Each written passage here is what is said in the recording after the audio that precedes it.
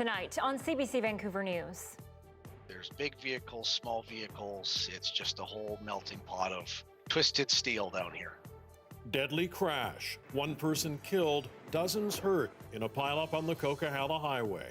Also, I'd rather choose to stay out on the street, but concern for the homeless as a mass of bone-chilling Arctic air grips the province. And I was so happy. We were all so happy. Yeah, this is her and her sister. freedom after 1,001 days behind bars. A well-known activist and UBC grad released from prison in Saudi Arabia. This is CBC Vancouver News.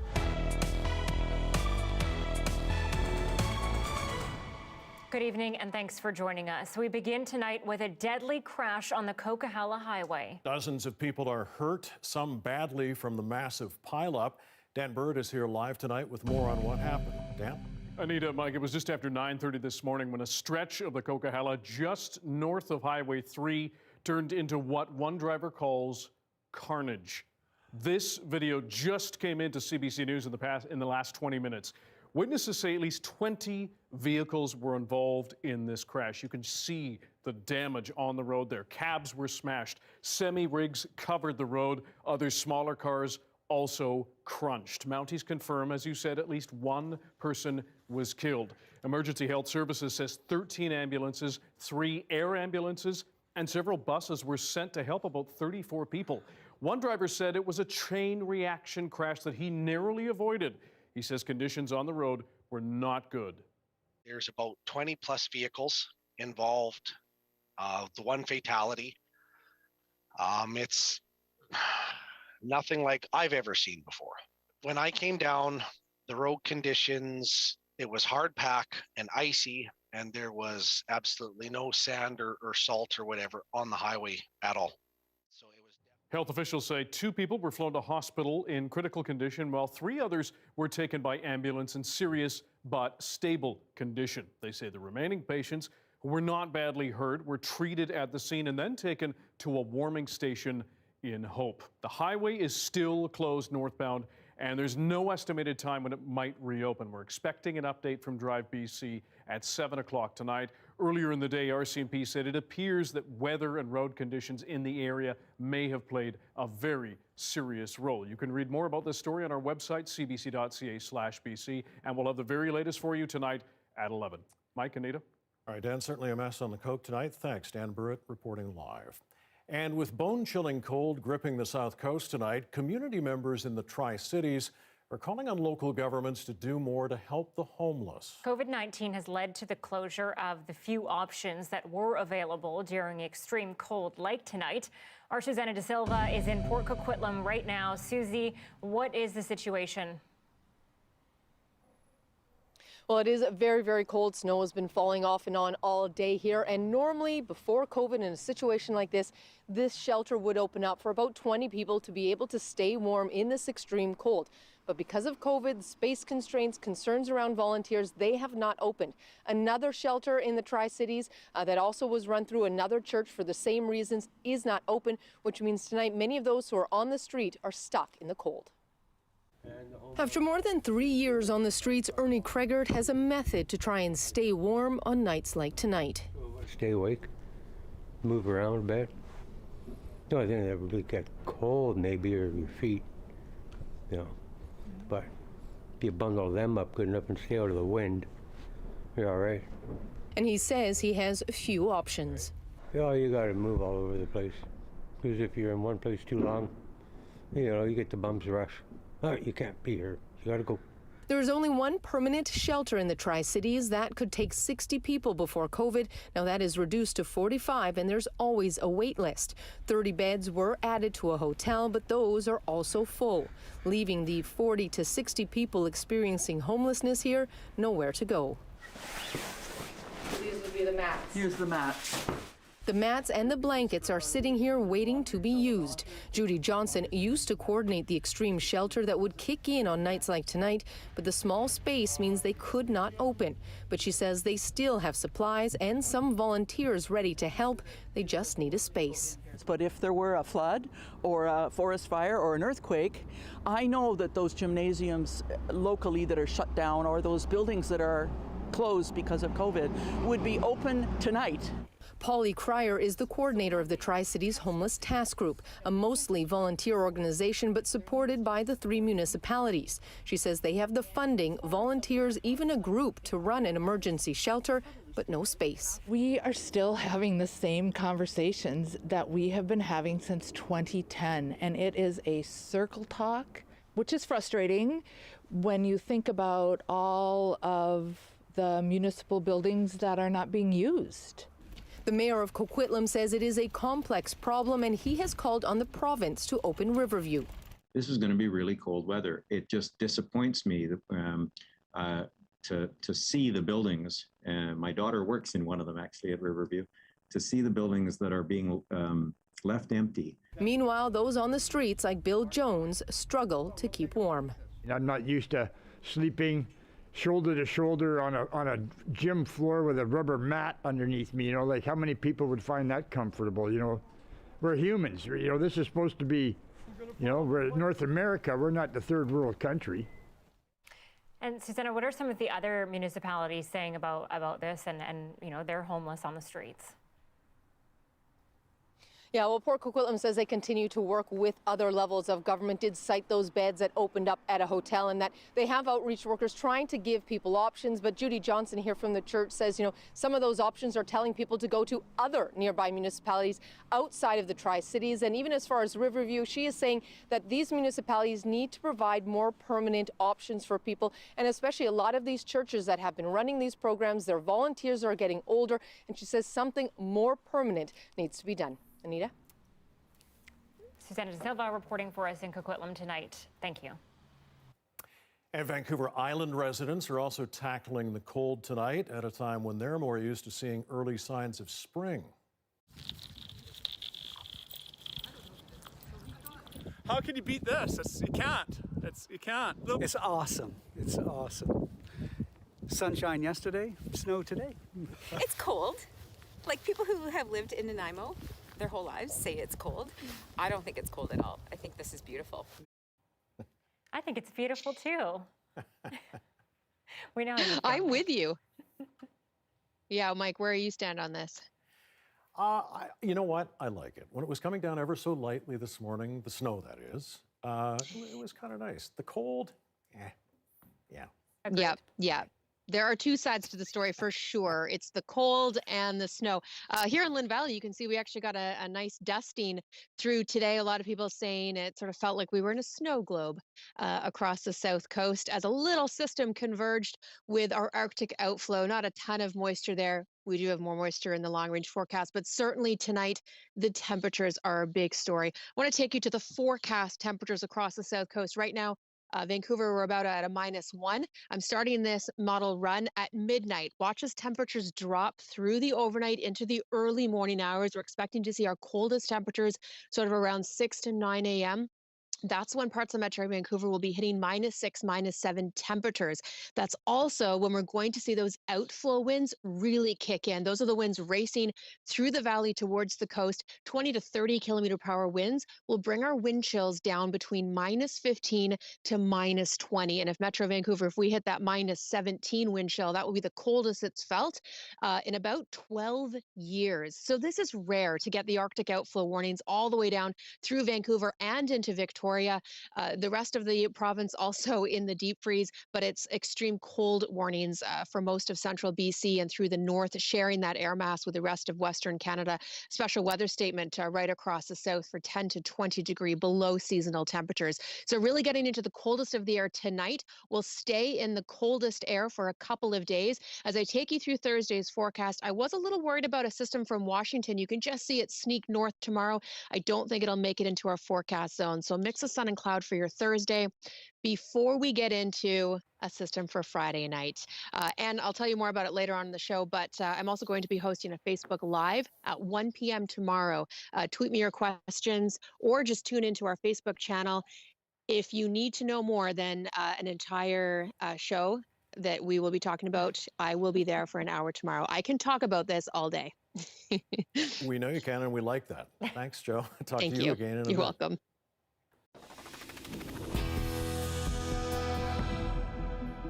Well, after 2.5 years in prison, a high-profile activist and UBC graduate has been released from jail in Saudi Arabia. Her case has become a symbol for women's rights around the world. And as Michelle Gussoub reports, while she is no longer detained, the fight for her full freedom continues.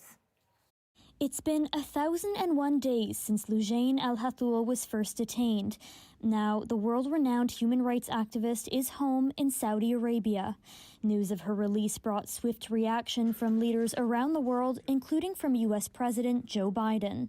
She was a powerful advocate for women's rights, and releasing her was the right thing to do. For her friends here in Vancouver, joy and relief. Just to see, you know, like that photo of Loujain having a video chat with her sister Lena, it was just such a happy moment. Like, we were so full of joy. We were so relieved to see that photo and just to know that she's home safe and that her family is happy. Back in December, Al-Hathoul was sentenced to 6 years in jail for terrorism-related charges. She remains subject to a 5-year travel ban and 3 years probation. It was this video, shot in 2014, that first garnered her international attention. She can be seen defying the Saudi Arabia ban on women driving as she crosses the border into the kingdom. That ban was lifted in 2018, just weeks after she was jailed. During the 2.5 years that she was detained, she told her family that she was held in solitary confinement and tortured.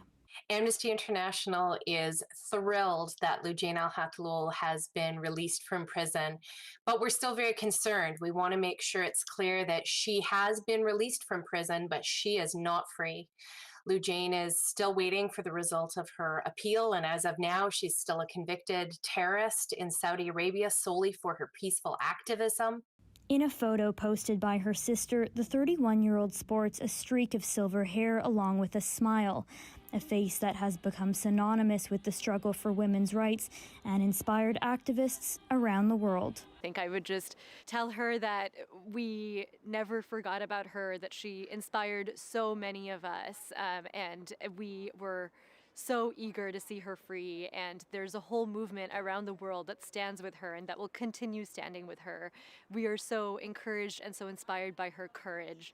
Michelle Gussoub, CBC News, Vancouver.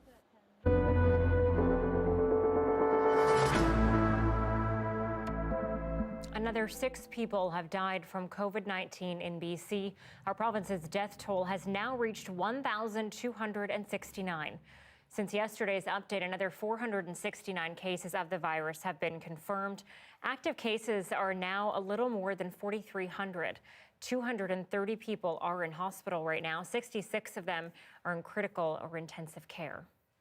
And Premier John Horgan is being asked to try to shut down Peace Arch Park.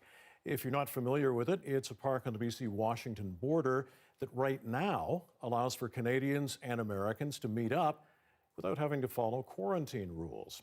And the park has been busy with tents popping up everywhere. But the Premier says the border isn't the province's jurisdiction, adding he hasn't been advised by Dr. Bonnie Henry that transmission from those meetups have been an issue. And if we see persistent concerns around Peace Arch, I'll certainly raise that with the federal government, and they can take action with their counterparts in Washington, D.C. But this is not an area that's regulated by the states and the provinces, and I'm hopeful that those people who are coming together to see loved ones in that international space are doing so safely. And the Premier also addressed the upcoming school spring break, saying there is no plan to change the March holiday for students. Well, one of Victoria's most popular tourist destinations is at the center of allegations of racism, as the Royal BC Museum has been struck by another employee speaking out.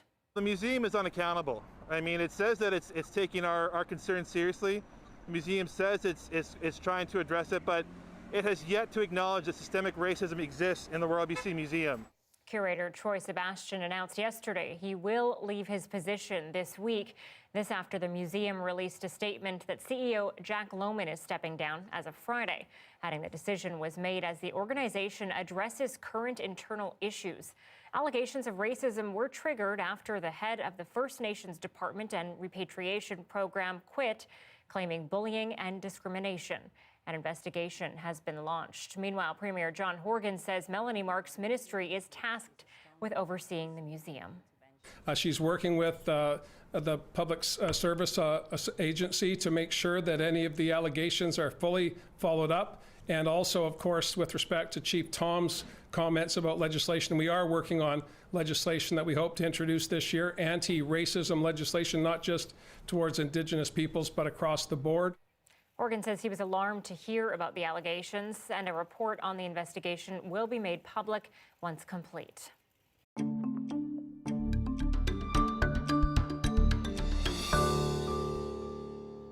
The federal government is pledging to spend almost $15 billion on public transportation projects across the country. The question tonight, where's that money going to go here in BC? Well, let's just say it doesn't necessarily mean we should start planning to take the SKYTRAIN from Langley to UBC anytime soon. Justin McElroy explains why. It sounds like a lot of money.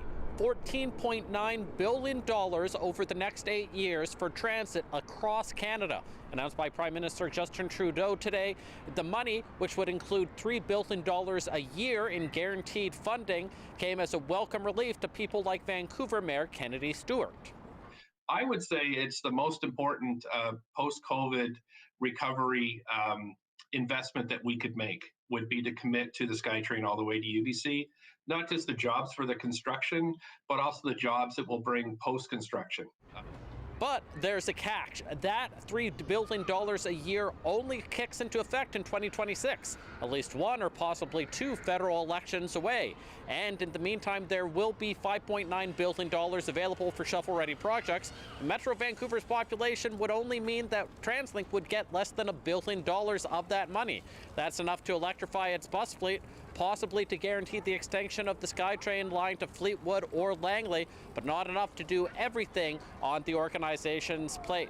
So while this announcement may have been good news for Kennedy Stewart today and nice headlines for the federal government, it's still mostly an election promise. Justin McElroy, CBC News, Vancouver. And with Valentine's Day just around the corner, care packages are being handed out to women's shelters thanks to an initiative by several faith groups. The program is called 1 Billion Rising and is organized by the World Sikh Organization. Volunteers have put together 1,100 care packages to go to women in 25 shelters in BC this year. The packages were arranged, of course, with COVID-19 safety protocols in mind. The Center for Israel and Jewish Affairs is one of the groups lending their efforts as well. The idea behind 1 Billion Rising, it's a worldwide program that seeks to raise awareness of the violence against women. 1 in 3 women will face violence in their lifetime. According to a national survey, gender-based violence during the height of the pandemic has been more severe and frequent. I was never very good at math, but 1 million, if I recall, is a pretty big number, and it's a massive number, a mask donation campaign by the United Way of the Lower Mainland to help those in need. We'll distribute them as quickly as we possibly can. We know from our conversations in the community that agencies and their clients need those masks as soon as possible. So with our partners at BCA, we'll get them out as quickly as we possibly can. Partners like Deloitte, TransLink, and BCAA are working to get masks to people who access essential public services, travel, and care for those at risk. As part of the 1 Million Masks partnership, masks will be distributed locally until February 18th and to the rest of BC until March 5th. Masks will be delivered to more than 100 community agency locations. Anyone who needs a mask can contact the agency in their area. And we have a correction to a story we aired last night. We spoke about a BC injunction being sought against churches in BC violating the public safety order. Among the churches we showed was the downtown Eastside's First United Church. We want to be clear, they have not violated the ban on religious gatherings, and they are continuing to serve those in need in the area with COVID restrictions in place.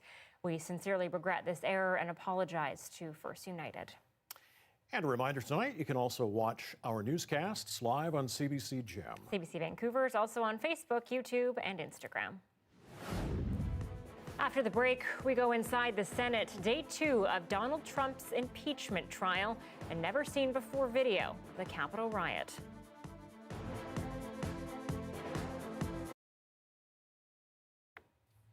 (6:19). Thanks for staying with us online tonight during the TV commercial break. Well, for the very first time, Black students in the Toronto District School Board have access to a graduation coach. As Natalie Collada explains, the pilot program began last March after studies showed lower graduation rates among Black students. The teacher asked her, "What are you doing in this classroom?" Right? To say that you don't belong in an enriched classroom. And these are the conversations that we're having daily with Black students. Tough but necessary conversations. Keisha Evans works at 2 Toronto high schools with Black students from grade 9 through 12 and beyond as what's being called a graduation coach. It's not just, hey, we're going to get you to graduation, but successfully get you to graduation with more confidence, feeling more empowered to take on the challenges that the world is coming at you with.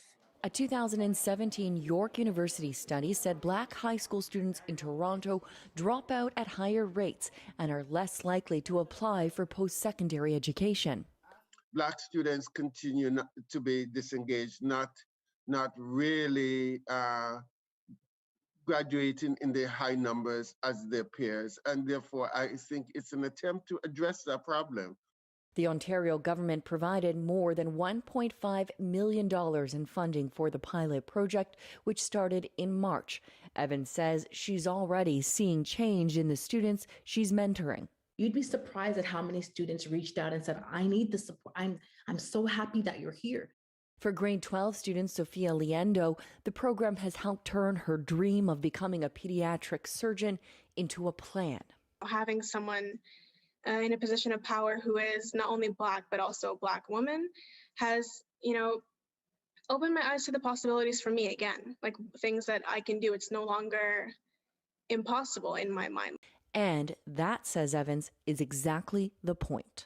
If someone has been told that they don't belong for so long, we're now coming in and saying, no, you do belong. You can do better. By all accounts, a successful program that's scheduled to end in June. Natalie Collada, CBC News, Toronto. Another overdue initiative for sure. Absolutely. Good to see it happening. Stick with us. We will be back in just a few moments with what's making news in Washington, D.C. and a critical day in the impeachment trial for Donald Trump.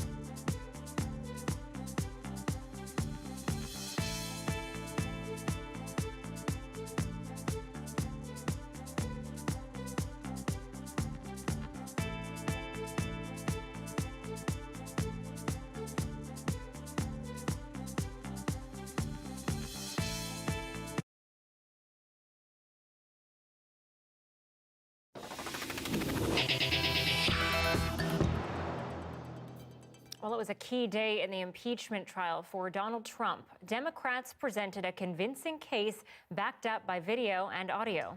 As Susan Ormiston tells us tonight, they're pushing a relentless narrative tying Trump to the U.S. Capitol riots and reminding senators of the fear they experienced that day. Capital entry! Multiple capital entries! 350, give me DSO up here now! DSO! Donald Trump sent them to Capitol Hill, say the prosecutors, to fight like hell, and they did. Police overrun. Releasing new audio and police body cam video, Democrats laid out their case chillingly that the Capitol Hill attack was premeditated. The rioters spurred on by the inciter-in-chief, Donald Trump. They truly believed that they were doing this for him. that this was their patriotic duty. In new evidence, silent surveillance video, a Capitol Hill officer diverts the mob away from a Senate door. Here, the same officer warns Senator Mitt Romney to run from danger. The prosecution detailed threats to Vice President Mike Pence, whom Trump had turned on. With the mob 100 feet away, the vice president and his family are quickly evacuated out of the Senate chamber. Where are you, Nancy? We're looking for you. House Speaker Nancy Pelosi was another target. Her staff ran into hiding just before rioters swarmed into her office area, pounding on their door, and menacing tweets. Crazy Nancy probably would have been torn into little pieces, but she was nowhere to be seen. Crazy Nancy, Trump's favorite nickname for Pelosi. The first and second in line to the presidency, President Trump put a target on their backs, and his mob broke into the Capitol to hunt them down. But as disturbing as the videos are, Democrats had to convince senators Trump primed the violence months in advance. We are going to keep on fighting. We will never surrender. We will only win. Now is not the time to retreat. Now is the time to fight harder. His cavalry. This was deliberate. Susan Ormiston in Washington, D.C. tonight. Well, the AstraZeneca vaccine is the next one up in the pipeline of Health Canada approvals. It's had a few setbacks, questions raised about its efficacy. But as Christine Birak explains today, the World Health Organization made clear where it stands. They've reviewed all the data. Scientists with the World Health Organization now say Oxford AstraZeneca's vaccine is safe and effective for all adults. Certainly, the benefits, will far outweigh the risks. While AstraZeneca's phase 3 trials didn't include many seniors, the UK is rolling out over 500,000 doses. So far, data shows the vaccine is prompting a good immune response in older people. Don't compare and wait for something better to come along. The WHO is now recommending AstraZeneca's vaccine be given to anyone age 18 and up, and it can be used in countries battling new variants, including South Africa, which recently suspended its use after a small study found the vaccine didn't prevent mild to moderate illness from the variant. But we have an absence of evidence from that trial about whether or not the AZ product has efficacy against severe disease. Severe disease is key. It's what lands people in intensive care units and ultimately kills people. The WHO says AstraZeneca's data shows no vaccinated persons were hospitalized 22 days after the first dose. I think the AstraZeneca vaccine is probably the one where we've done the most studies, where we know the most. Members of Canada's vaccine task force say AstraZeneca's efficacy does appear to be lower, but unlike Pfizer and Moderna, it's been tested in places with variants. If they told me that's the one I'm going to get, I would take it. If Health Canada approves Oxford AstraZeneca's vaccine, 20 million doses could be arriving sooner than later. But experts insist no vaccine is 100% protective. And until the majority of Canadians are vaccinated, public health measures should remain in place. Christine Birak, CBC News, Toronto. There's a new project to raise awareness about missing and murdered Indigenous women and girls. It's giving voice to those who haven't shared their stories before. Olivia Stefanovich has more on the campaign that's connecting families with artists to help honor their loved ones. To all Canadians. When the Prime Minister accepted the final report into missing and murdered Indigenous women and girls, Justin Trudeau held the culmination of hundreds of stories, detailing the suffering and resilience of their families. I thank them, all of them, for their courage. But the closing ceremonies didn't mark the end of the tragedy. Margaret Bird's mom, Happy Charles, disappeared during the inquiry. Bird didn't have a chance to testify. I try and live by the last words she told me, and I'll try every day. Those words sent Bird on a quest to find another way to honor her mother, a search that's led to a new project focused on the untold stories of the inquiry. For Bird, it's about her mom. She would always teach us to be kind and to forgive. We Dance for Life is an Indigenous-led campaign connecting approximately 180 family members with artists. These are flowers here. They will be creating pieces of art over the coming months to remember their loved ones and document their experiences with loss. It's also very important that we do it during this time as well because people are isolated. We Dance for Life is one of more than 100 projects being launched through a $13 million commemoration fund from Ottawa, set up after the inquiry ended to support relatives of the missing and murdered. The families and survivors will continue to have a voice. If public health measures allow, the families will gather this summer in ceremony to finish their artwork. The pieces will then be toured across the country, raising awareness and immortalizing their loved ones. Olivia Stefanovich, CBC News, Ottawa. Well, Lunar New Year is approaching, usually a time for celebration. Just ahead tonight, why Vancouver's Chinatown is a community struggling to survive.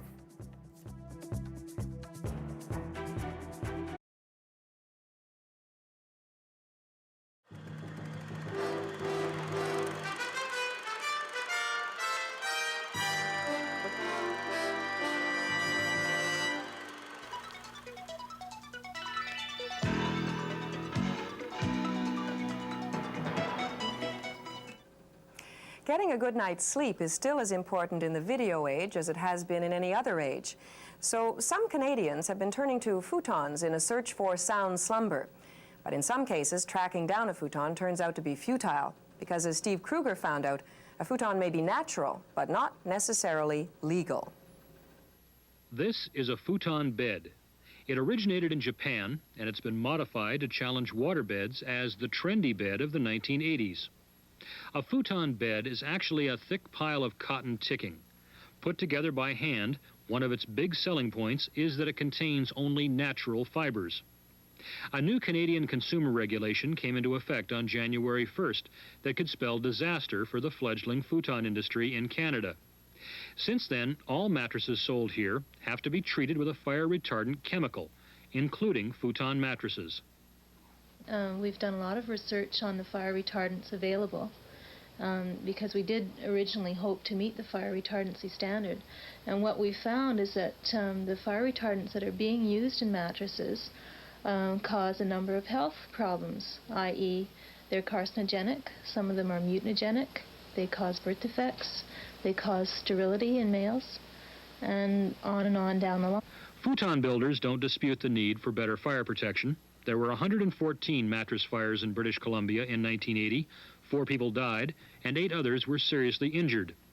But they say the fire retardant chemicals simply aren't safe, and Jocelyn Cody says her company won't use them, even though the regulations have cost her about 75% of her business. Presently, the only way that we can sell our mattresses is with a doctor's prescription.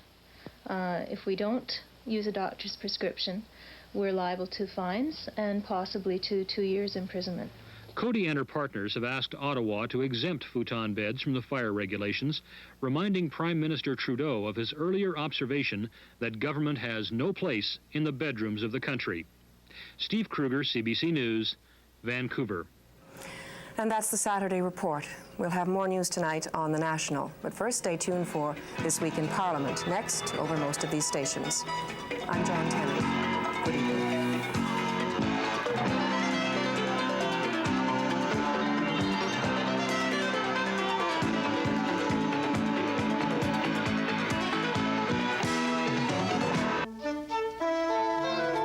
This is CBC.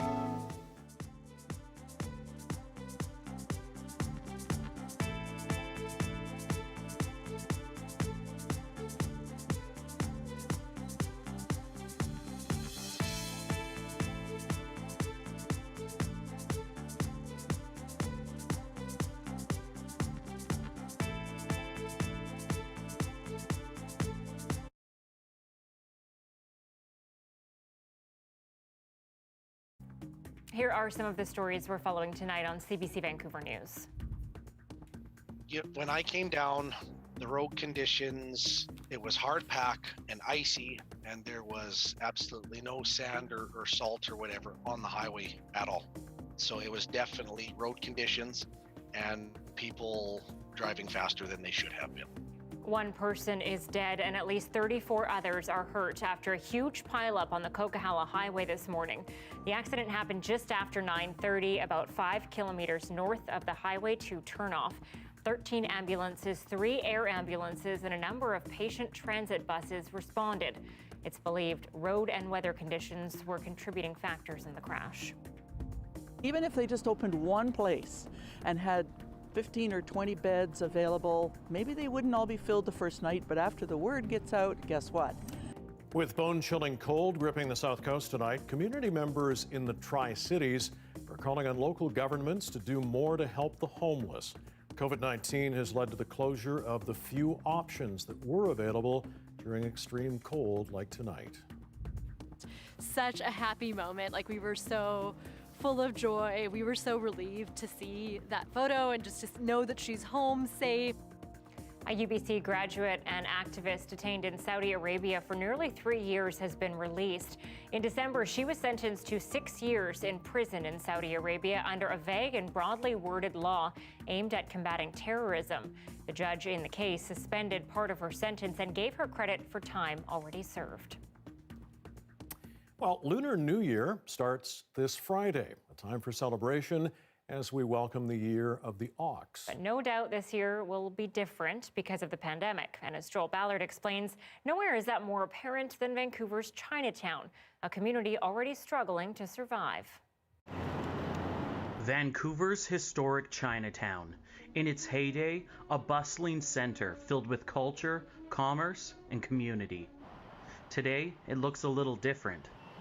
Before the pandemic, this gift shop owner would sometimes make around 2,000 sales a day. Before, our customer is from cruise ship, right, and tours. Now I think it is 95% down before.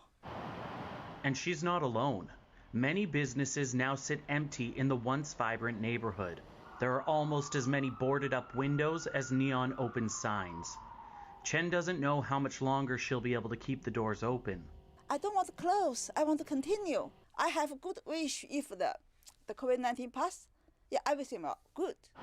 Although the pandemic has made things worse, those who live and work here say it's been bad for years. The condition in the Chinatown neighborhood has been deteriorated so much, and everybody feel scared. Crime now a common visitor to the neighborhood. People got attacked on the street, verbal abuse, mostly targeted the Chinese population in Chinatown here. All over the street, human waste, piss, garbage. Every day or every week, yeah, they have poop in the door. The pee, it smells so bad. In 2020, there were just under 3,000 Vancouver police investigations. 1 block away from Chinatown is the epicenter of Vancouver's homelessness and opioid crisis. Paired with the pandemic, it's impossible for those in Chinatown not to feel the impact. It used to be quite a busy place, and as of now, it's pretty much deserted. In October, Chinatown's vacancy rate was at 17%. More shops have closed since then. Chinatown is very much also a living room to a lot of the seniors that live in Chinatown and also come from outside of the neighborhood. And that's where the merchants, the local merchants, rely on their clientele, and they're not coming in right now. With big developments in neighboring districts like St. Paul's Hospital on the distant horizon, Eng still has hope the neighborhood can rebound. Chinatown is the heart and soul of the Chinese community. You can't find that in a mall in Richmond. We welcome waves of immigration, and we welcome people into the community to create their own history. But others aren't sure they can last.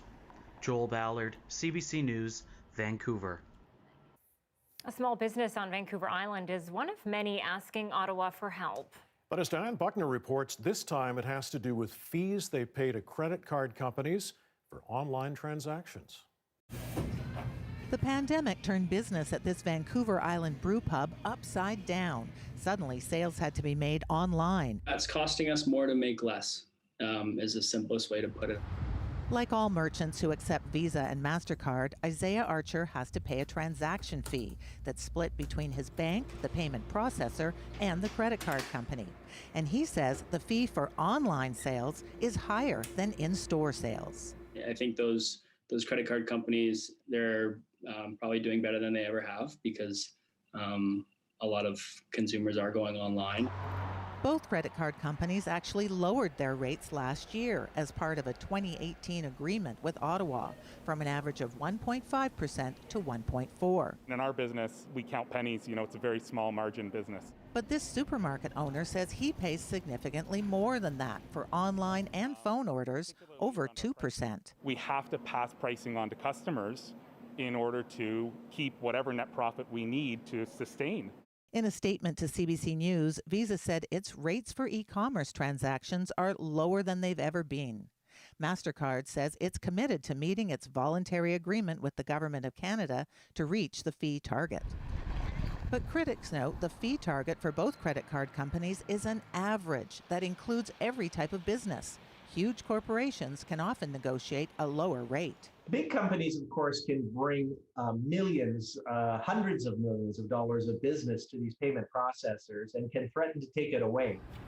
Back at the brewery, Archer says these days any sale beats no sale, even with higher fees. So we'll take it, right? But it's not a lot of choice as a small business. He hopes pressure from small business associations will lead to urgent action from Ottawa. Diane Buckner, CBC News, Sharon, Ontario. Coming up, how being the target of racial slurs made one Canadian man try to change the conversation. 20 to 7, a live look at BC Place in downtown Vancouver tonight. My working theory is they're trying to replicate the Aurora Borealis at that elevation. Anyway, work with me. Much of BC in the grip of an Arctic air mass tonight. Johanna has details on what kind of temperatures we can expect on the South Coast next.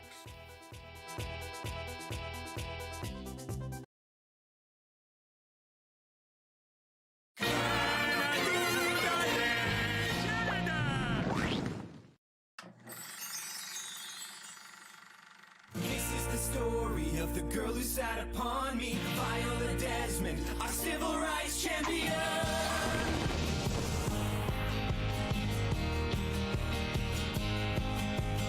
Way back in the day, Canada was not the same. Those of African descent treated very different. Nova Scotia, Canada, girl named Viola. She'd break down walls for people of color. Tried to be a beautician, was denied because of her race. Forced to study out of town, came back with plans in place. Opened up a beauty school and a hair salon where women of color could feel like they belong. She saved the world from aliens and lived inside a bear. Don't quote me on that last part, cause I'm just a chair.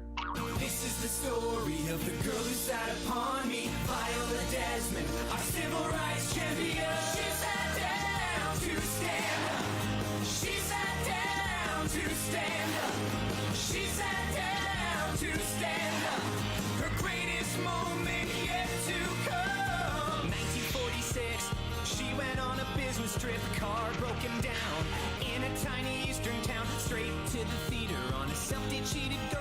Bought a ticket to the movie, went to see it alone. Yo, I love you, Henry. I love you, Harriet.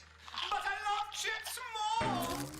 Suddenly, Miss Viola felt a tap on her shoulder. A man was standing tall and said, "You cannot sit there." She proved she bought a ticket, refused to leave her seat. He pointed up and said, "You must sit in the balcony." She said no, he said yes. It ended with an arrest. She was forcibly removed and shown such disrespect. Said she didn't pay the cost, but really it was about race. She was found guilty in court of civil rights disgrace. As word of her case got out, a hero she became. Eventually the government would go and clear her name. They pardoned her in 2010, though she's no longer here. But if she was, I'm sure she'd say, "Who's this talking chair?" This is the story of the girl who sat upon me, Viola Desmond, our civil rights champion. She sat down to stand up. She sat down to stand up. She sat down to stand up and showed that she could not be stopped. For civil rights, she took a stand to end segregation in this land. The first Canadian female to get a $1 bill. The $10 bill to be exact. Booyah! She sat down to stand up.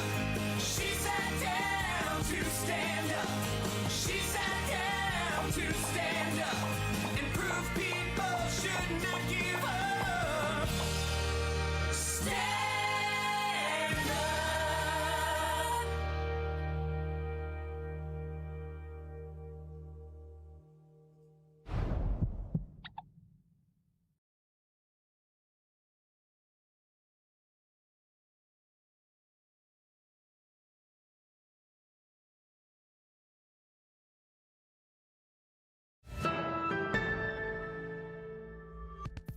Well, the pandemic has put a spotlight on creative ways of thinking, and a teenager from Quebec has taken that to the next level. Yeah, take a look at his choreography with some unusual stars.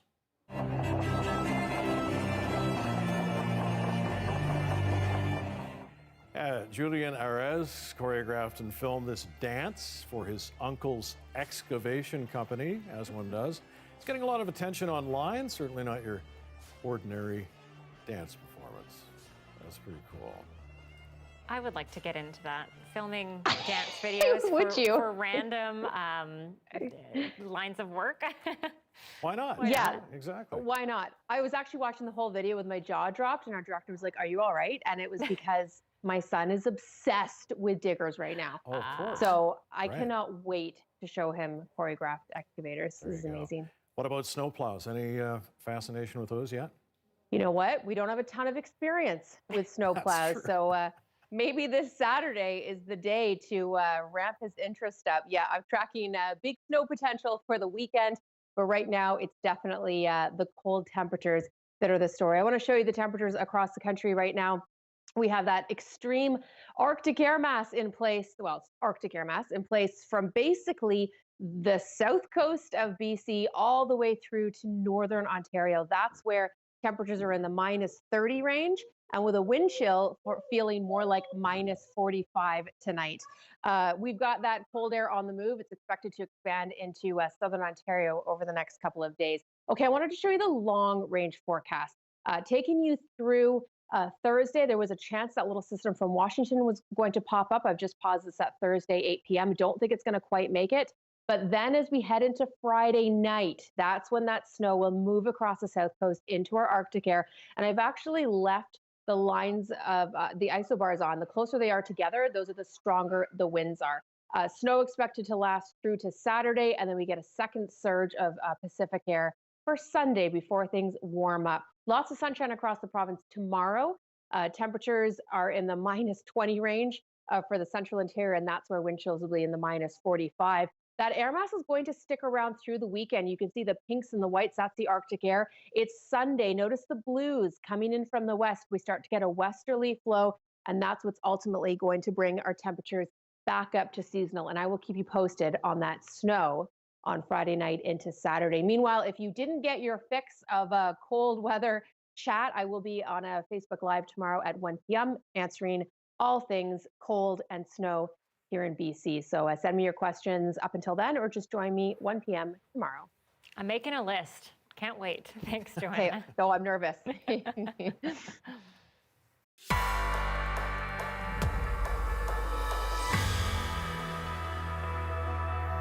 Awkward conversations are typically encounters we all try to avoid.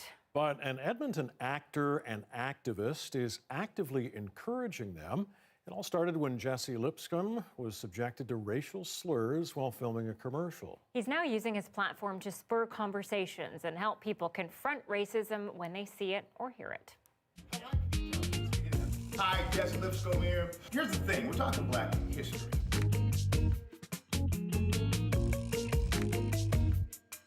I feel very, very grounded and clear of what I'm supposed to do. I'm on your wall. And that's a nice feeling. I'm Jesse Lipscomb, the founder of Make It Awkward. What does it really mean? It's a campaign against racism, hate, and discrimination, capturing national attention.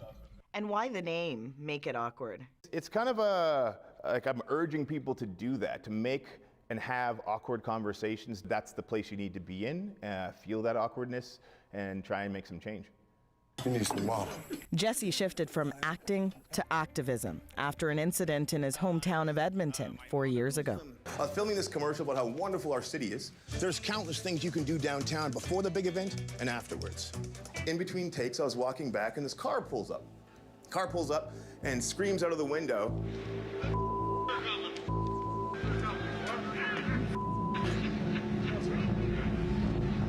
Walk over to the car, open the door, get down on a knee. I got to the level that I talked to my children at because it felt like that needed to happen in this scenario. And I asked the gentleman, why did you say that? And what I did to the person who said it was I made it awkward with them. Because it was caught on camera, I think a lot of the white community who assumed that this isn't what the city they live in is like were a little bit alarmed that was happening. Many say the racial reckoning of 2020 after the killing of George Floyd was unprecedented. Did you feel that change? I'll tell you one thing that really surprised me more than anything. Sometimes your aha moment is someone else's ouch. And so many times people are telling you, like, I didn't know, and now that I'm this, and now I'm on board, and I realize different things I did in the past that were harmful. And now all these people who are saying, now I know, now I know. It is wonderful, but it is painful and it is triggering for the people you love and care about and call friends, and find out that they're very racist, slightly racist, a little bit racist. And I'm so happy that they're on the journey to be less of that. How do you explain everything that happened last year to your 3 boys? I explain by actions. They watch their dad do this daily. They watch their mom do this daily. They watch their circle be entrenched with, the work to create an equal playing field for people. So their radar is just up on justice in general. So it's more about how do I armor them up in a way to know what tools to use in the face of injustice when they see it. Some of those things don't need to be in their thoughts and dreams by any means at this stage. They're just precious, beautiful humans, and I want to keep them there as long as I can, because the history says the world's going to make them much older, much too soon. Jesse's kids are 5th-generation Canadians, descendants of Alberta's Black pioneers. When I lived in Edmonton, that was the first time I learned of Alberta's Black settlers. How important is it to you to preserve that history? First, kudos, because we got a stamp.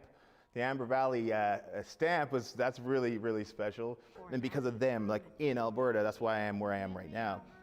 It's so important because otherwise you will fall through the cultural cracks because you still live in a white world. The history that's often taught in school all the time doesn't really depict people who look like me. That's why Jesse wants to continue elevating voices unheard with digital summits like these during the pandemic. Tell him how you feel. I regard myself as a soldier of peace. The community building starts with one person giving space to another. If you really want to be a part of the solution and try to fix this, step up. What's next for you?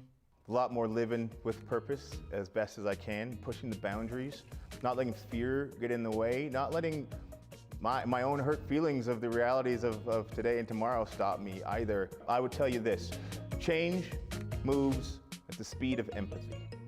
If we want to have change, the faster we can empathize with people who don't look like us, don't sound like us, don't talk like us, or walk like us, the faster we'll see this wonderful place that we're trying to get to.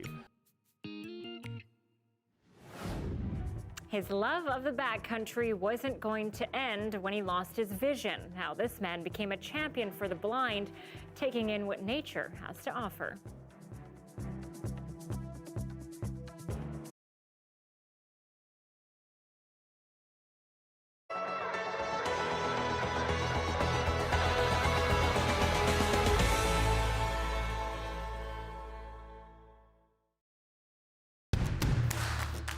This place, very significant, is the place for people get together, an open area, and also is for wellness. Actually, this garden is very good feng shui. Feng shui will bring you good fortune and bring you lots of luck. While the new addition is the Night Dragon Wall. It started way in China back to 1772 in Qing Dynasty. The original wall is located right at the Forbidden City. It's very big. Our Night Dragon wall is 17 meter long and 5 meter high, and it is one of the biggest dragon wall in North America. When they built the wall, basically they're looking at 9 dragon with 5 space between them. And then they put the dragon right in the middle and 4 dragon on both sides of the main dragon. And in Chinese culture, 9 and 5 is supreme. It's the greatest and symbolize very high energy and powerful energy. And the dragon, of course, symbolize the emperor. The emperor actually is, in Chinese culture, is the son of a dragon. Dragon, of course, is very powerful and benevolent in our Chinese culture. Hopefully we can fundraise enough to build the roof to finish the wall. It's one of the grandest and magnificent in North America. Bring the traditional Chinese culture to the West.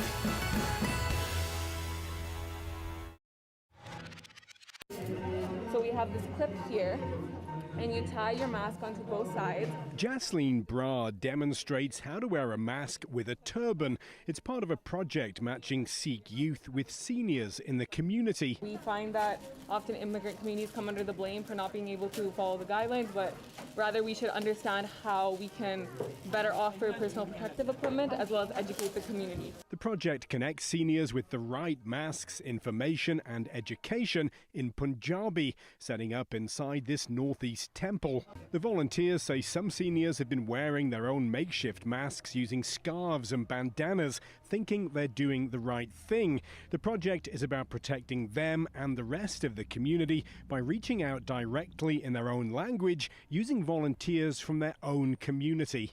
Especially for the seniors, they're the ones get more affected, and the death rate is pretty high with seniors. That's why our seniors are very important to us. And majority of them, they do come here at the temple. A lot of them are senior, and that's why they're here to educate them, and we welcome their staff, and we always we're supporting them. The group hopes to take the same idea to Edmonton. They'll be back here again in the coming weeks. Dan McGarvey, CBC News, Calgary.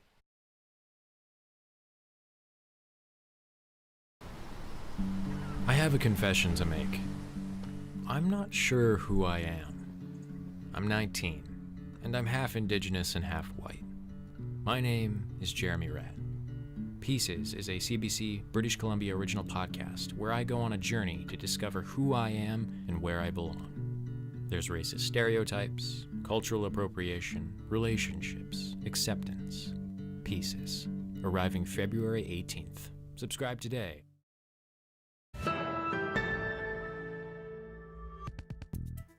When a backcountry ski guide lost his vision, he wasn't about to give up his career. No, instead, he decided to offer blind and visually impaired people the opportunity to experience the joy of backcountry skiing. Our colleagues at CBC Calgary joined up with them to learn about the Braille Mountain Initiative.